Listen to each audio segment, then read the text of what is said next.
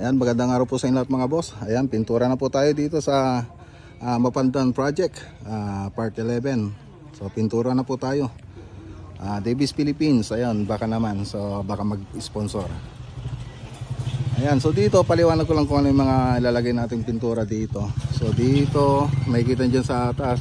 So, yung banda na yan ay silk gray ng Davis, elastomeric po siya. Pati dito, smoke gray ng Davis, tapos silk gray ng Davis. Tapos ito, makikita yung bakante na yan, malalagyan po ng WPC yan, cladding na pang outdoor, pati ito.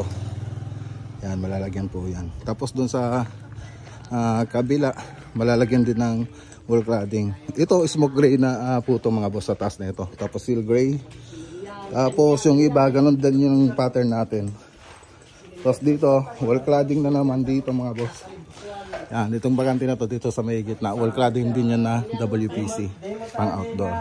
Tapos doon sa kabilang gilid, silk gray na po lahat yon. Tapos yung mga moldura niya ay white.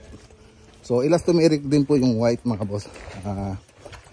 Water resistant din po siya. Yan, waterproofing paint. So ito. So nagre-retouch lang po tayo dyan yung unang coat natin.